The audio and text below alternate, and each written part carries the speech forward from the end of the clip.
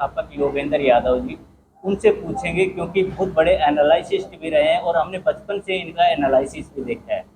Sir, क्या आपको ऐसा नहीं लग रहा कि जैसे 1989 का जो चुनाव था वही अब दोबारा 2024 में दोहराया जा रहा है? जिस प्रकार से उस समय सारा विपक्ष एक होकर के राजीव गांधी जब 400 सीटें लेकर के आया था तब लड़े थे और आज भी वही हालात है, क्या लगता है आपको? मुझे लगता है कि 2004 का कहानी दोहराई जा रही है। 2004 में अटल बिहारी वाजपेयी प्रधानमंत्री थे।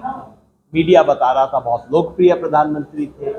फिर उसके बाद इंडिया शाइनिंग का कैंपेन था। सारा मीडिया कह रहा था अब तो दोबारा आ गए अटल जी। और मैं उस वक्त बोल रहा था कि ना भाई, विश्वास मत करो, चुनाव अभी भी खुली लड़ाई है। और जिस दिन बक्से खुले पता लगा बीजेपी चुनाव हार गई।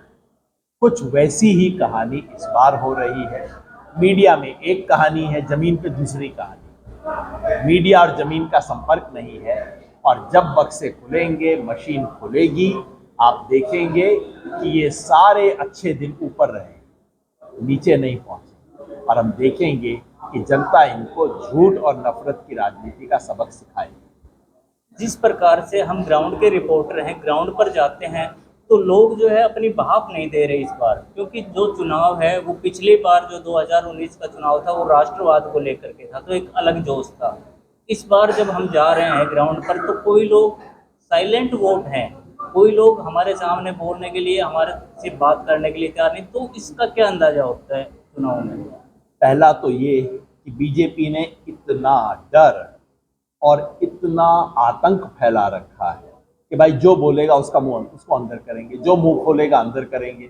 अरविंद केजरीवाल को अंदर कर दिया, तुम किस खेत की मूली हो, ये बना रहे। इसलिए हर आदमी सोचता है कि भाई बोलने से क्या फायदा, मैं वोट की चोट दूंगा तब समझ आएगा। और आप देख रहे हैं कि वो प्रदेश दर प्रदेश ये होता जा रहा है। तो ये जो शांति है ये एक तूफान आने से पहले की शांति।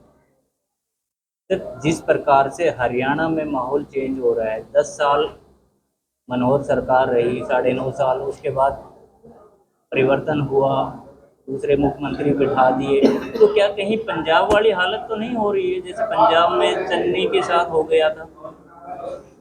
जब आप 9.5 साल सरकार चलाने के बाद चुनाव से कुछ महीना पहले मुख्यमंत्री बदल देते हो, इसका मतलब है आप साफ कह रहे हो कि मेरी सरकार ने 9.5 साल काम नहीं किया। अगर काम किया होता तो मुख्यमंत्री को लेकर जनता के सामने जाते।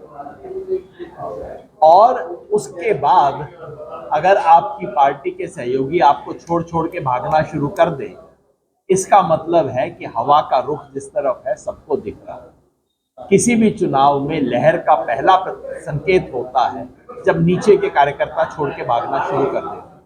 वो हरियाणा में शुरू हो गया है। और इसका मतलब आने वाले विधानसभा चुनाव की नतीजा हमें ऑलरेडी उसकी एक झलकी दिखाई देने लग गई। जिस प्रकार से अभी आप गुरुग्राम के पटौदी क्षेत्र में बैठे हो, तो गुरुग्राम को सबसे सुरक्षित सीट मानकर लगभग 85 दिन पहले डिक्लेयर कर दिया गया था, और आज जो मुकाबला है वो उसको किस प्रकार से देख रहे हैं आप? यही सबसे महत्वपूर्ण बात है कि आज से 1 महीना पहले तक जो सीटें सुरक्षित लग रही थी वो सब सीटों पे अब कांटे की लड़ाई हो गई। आप फरीदाबाद, बीजेपी की सबसे सुरक्षित सीटों में से एक हरियाणा में, और आज आप फरीदाबाद फोन करके पूछ लो, कोई आपको कहने वाला नहीं मिलेगा कि फरीदाबाद के अंदर बीजेपी जीत सकती है। लोग तो आज ये कह रहे हैं कि भाई करनाल में भी बीजेपी, खट्टर जी संकट में है, चुनाव हार सकते हैं। जो 5 लाख से ऊपर से जीती हुई सीट है वो संकट में है। सब तरफ बदलाव हो रहा है। गुड़गांव के जिस इलाके में हम बैठे हैं, ये इलाका राव इंद्रजीत का सबसे सेफ इलाका, जिसके आधार पे वो अहंकार दिखाते रहे कि भाई मैं तो यहाँ से जीत जाऊंगा, तुमने आना है ना हो। अभी आपसे बात होने से 2 मिनट पहले हमारे साथी कह रहे थे जिन गांवों में आज तक हमारी 10 पर्ची नहीं थी, उस गांव में आज बराबरी का मुकाबला है। जहां हमारा आज तक दफ्तर कभी नहीं खुला, वहां आज दफ्तर खुल रहा है। नीचे से लेके ऊपर तक परिवर्तन हो रहा है। सर, जिस प्रकार से अभी एक सप्ताह से ज़्यादा का समय बचा हुआ है, मेहनत करने की ज़रूरत है।